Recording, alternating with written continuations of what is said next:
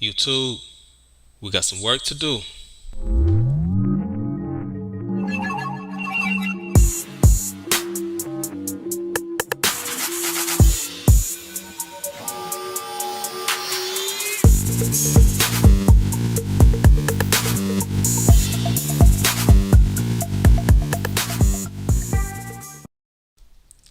What's good? What's good? This is JTE Entertainment, where we focus on business, finance, relationships. We bundle all of those things in together because we want to change the culture and we want to change that mindset, right? So, a little bit about myself. I have a couple of businesses that I do own in real estate, and I also work in the corporate world. So, my hands are just like all in the pot. So, due to this trend of success that I've had with operating businesses and doing those types of things, people do come to me and they're asking me, what's the best way to start a business? How do I do this? How do I do that? I fire back with a question: how are your personal finances, right? Because if you don't have your personal finances in order, it's going to be extremely difficult for you to run that business. It's going to be extremely difficult, to expand it and do all these other things. So I want to do this reaction video to go over something just like that. Someone that has a really great business mindset but terrible money management skills. Full disclosure, I've already seen the video, but I do want to go over the video with you and point out some things that kind of stuck out to me, something that we can all improve on, right? Because I'm not a know-it-all, I'm not a guru or anything like that. I'm just some regular guy on YouTube. So let's go ahead, get into it. Hi, my name is Reginald Miller. I live in Atlanta, Georgia, and I make $135,000 a year. I've never even had a job before, so I don't know what the 9 to 5 life is like because I've always worked for myself, so I really can't complain about. I hate my 9 to 5. I do want to give him a shout out for he said he never had a 9 to 5, and then he's managed to hit that over 100K mark, a Henry, as you will, a high earner, not rich yet. So I want to congratulate him on that, because that's not an easy thing to do.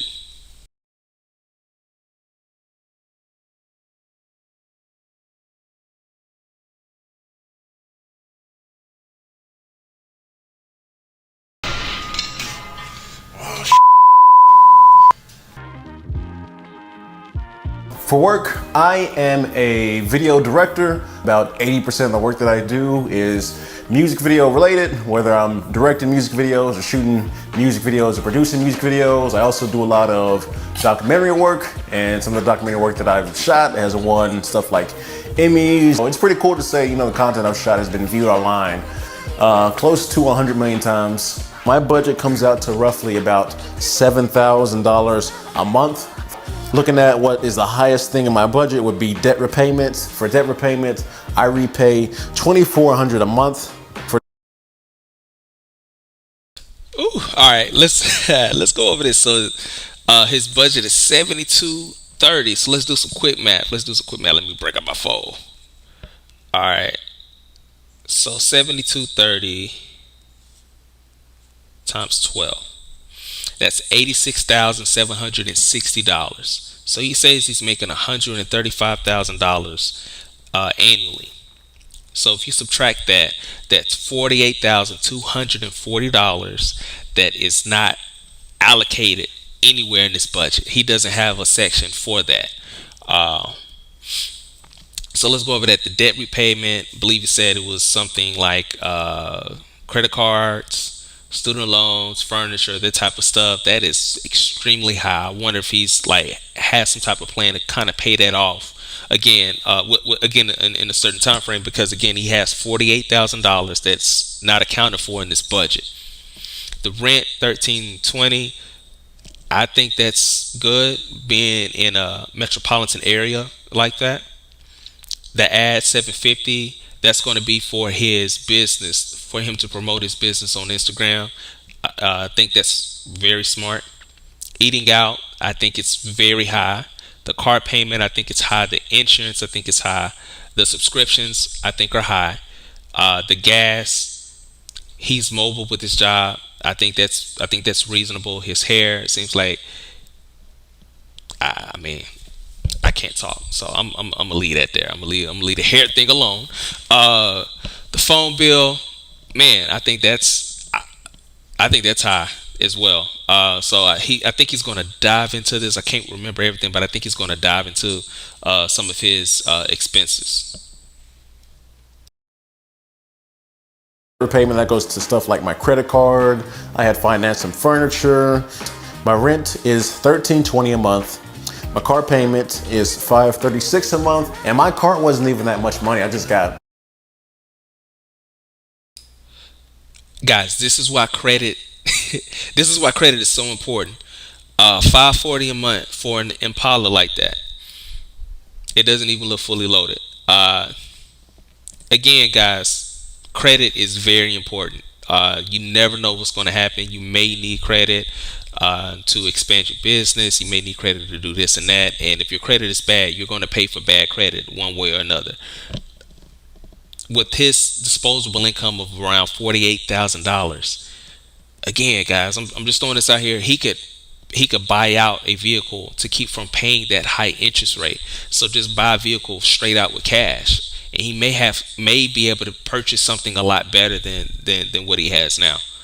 But I do want to touch on that, guys. Yeah, let's continue to see what he's going to say about that.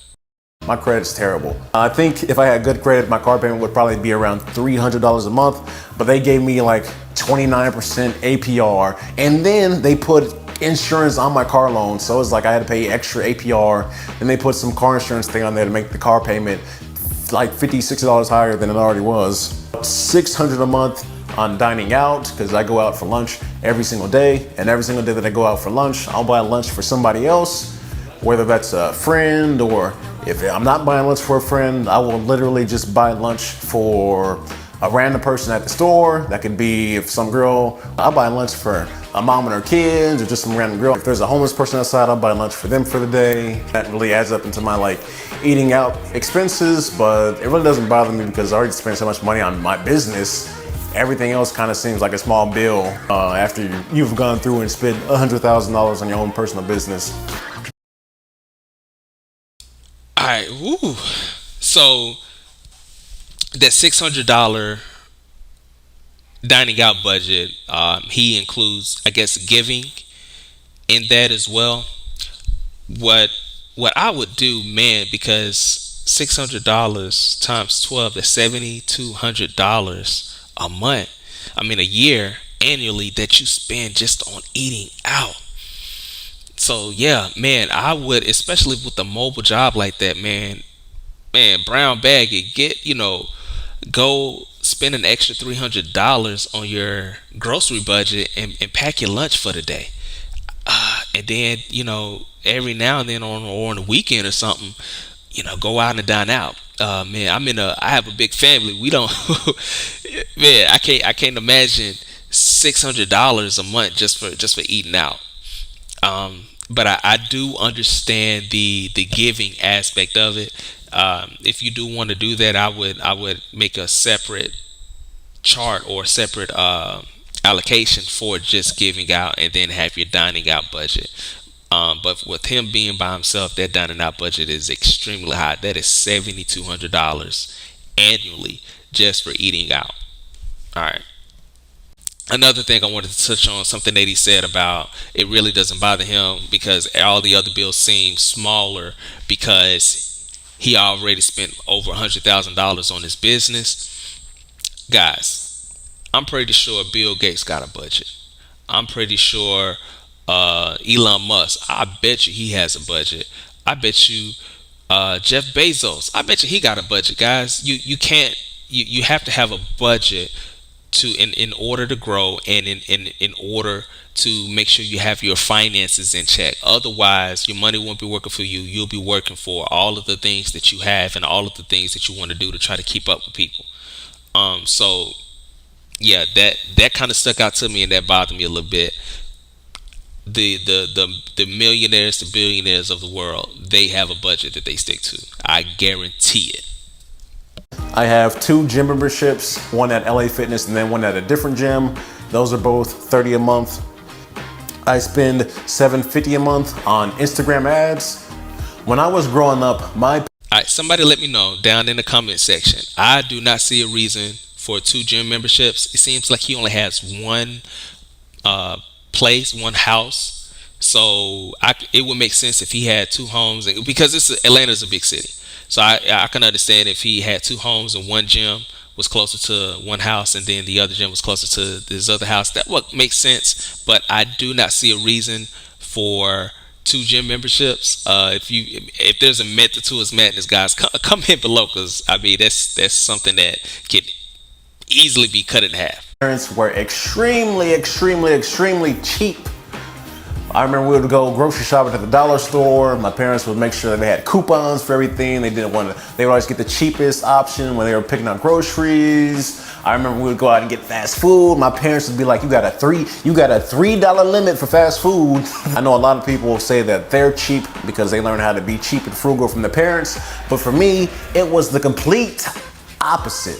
So instead of me being frugal and cheap, I was like, when I grew up, I never want to have to worry about money or be stressed out about how much stuff costs, because that's what I had to see my parents deal with. So I always told myself, I'm gonna just work hard so I don't have to worry about how much stuff costs. So now when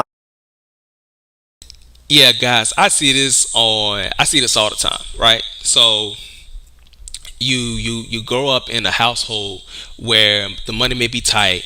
They may coupon. They may be far more conservative with their funds, and when their child sees that, they're like, man, when I get older, I'm a ball, like I'm a splurge, like I'm a name brand this, name brand that, luxury this, luxury that, and just not, I mean, just live life to the fullest without having that budget. And then on the other hand, I see where some kids, they grow up in that same household, and they remember the hardships, they remember the couponing and those types of things, and they don't want to be put in that situation. So they get older, they make this money, but they do not spend it. Like they are so tight with money they can't even breathe.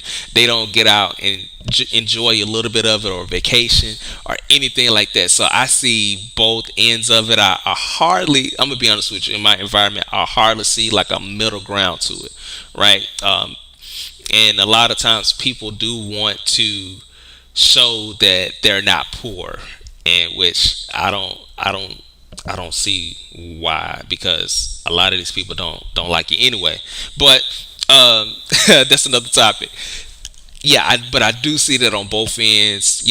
One end they gonna ball out of control when they get older. The other end, they penny pitch, and they have $1 million saved up, and because they fear that rainy day. I go to a restaurant, I go to the grocery store, or if I'm at the mall and I'm shopping, I really don't check the price tag on anything. And the only time I do check the price tag is if I'm at the store and I can't decide between 2 options. I'll normally just buy whatever is the most expensive, or if I'm at a restaurant and I can't decide what to eat, I'll normally just get the most expensive thing on the menu, because I just assume that that's going to be the best because it costs the most money. So even though I had a full ride to college, I had 5 years of college completely free, I still ended up getting quite a bit of student loan debt, because I was pulling out all my student loans in college just so I could have spending money, which is terrible to do, but it's not too bad, because I literally pulled out, I want to say, close to $20,000 of student loans just to buy camera equipment with. And now I'm still in debt from that money I used, but luckily I used that student loan money to start my business, so it wasn't all too bad. Now, in March, I was quite a bit depressed because I had so many plans on making so many. Guys, that was $50,000 just in debt. Again, you could tackle that and knock that out in a couple of years if he was. I mean, because again, I'm looking at this. I'm thinking of all the options he has with that $48,000 worth of disposable income that he has not allocated in that chart. So again, I'm just throwing this out there, not spanking him on his hand or anything like that. But I'm just thinking of him like, man, that's a lot of debt. That's not it's not good debt. I'll say that's bad debt. But yeah, let me continue. Looks like he was going into what happened last year. Investments, getting my passive income up, getting other streams of income going up this year, but that was all shut down when the country was shut down. So I was a little bit depressed for a few months, and I actually had to stop I mean, I didn't stop shooting videos voluntarily, but I was forced to stop shooting videos and I had to go back to driving Uber to pay my bills. And then a few months after the quarantine kicked in, work started to pick up. And then in May, I had shot 17 videos that month. And then over across the summer, I had done a lot of video shoots. And I was very fortunate to make $65,000 in 3 months just from doing video work. So even when that slowdown, when it picked back up, he managed to make $65,000 in 3 months, over $20,000 a month. So hopefully that was kind of like a wake up call. Knock my mic out. Hopefully that was like a wake up call for him, right? Man, I don't want to, you know, I don't want to Uber anymore, unless I want to, not because I have to do this because I don't have because my other job isn't coming in. So that's what I mean, guys. Budgeting, saving. He didn't have any of those funds allocated. That extra 48,000. I'm stuck on this $48,000 that he doesn't have a plan for. But yeah, he managed to do that and do that over $20,000 a month. So hopefully, like again, that was a wake up call for him to go ahead and be a little more focused and a little more purposeful with his money that he's receiving now. This year, even though it was a quarantine, I still have made more money this year than any other year in the past from doing video work. So one of my childhood dreams was to be a bodybuilder when I got older. So I spent a lot of time at the gym. All right, guys, I'm gonna end that video right there. It looks like he was gonna go into his hobbies or whatnot, but I do want to focus on those things again. When you're starting your business and even in your personal finances, the first thing you want to do is budget. Have a plan for every cent that you make, right? Whether it is for your rent, whether it's for your subscriptions, whether it's for balling, and whether it's for saving, you want to have a budget. So the best thing to do is to, get like a previous month bank statement and just kind of look at it and allocate those, make a chart. They have all these apps to where you can know where your money's going to and how much of that money is being spent on what. So I would get a bank statement, itemize what you're spending your money on, so that way you can better budget and see what you're doing. After you do that, I would say eliminate the debt. So usually when you get that bank statement and you realize that you're spending all this money on these subscriptions, all this money on this phone bill, all this money on the cable bill and all the other kind of stuff, you can eliminate some of that debt, right? Like, hey man, do I really need 10 subscriptions? Because I don't need Netflix. I don't need all of the Hulu and HBO Max. I don't need all of those subscriptions, right? So, when your favorite show comes on, just go ahead and subscribe to that.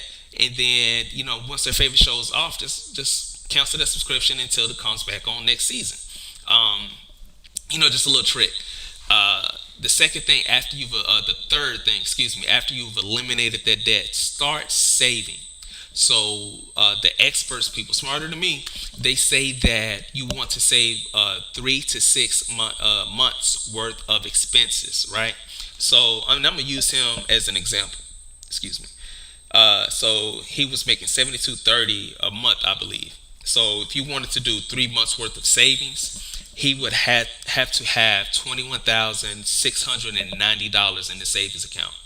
So some people say save 3 months. Other people say save 6 months. And man, you a pro if you can do 12 months worth of savings, right? So after you do that, after you budget, after you eliminate the debt, after you save, you want to invest, right? So what I mean by investing, either a 401k, either a Roth IRA, or real estate, or if you want to just start investing in a future business that you want to do. I would say if you do not know how to do those things, get a financial advisor, somebody that has receipts for what they've done, somebody that has been successful in the past, just not some Joe Blow off of YouTube. All right. And to add on to that, so for the business side of that, I would say do the same thing: budget, eliminate the debt, save, and then invest, because you never know when a client may need a big order, or you may need to hire some odd employees in a certain amount of time, and you want to have funds set aside to expand your business, right? So I'm gonna leave it there. I'm also going to leave the link for the full video of what we just reacted to. All right. This is JTE Entertainment, Journey to Entrepreneurship Entertainment. I've been your host, and I am out.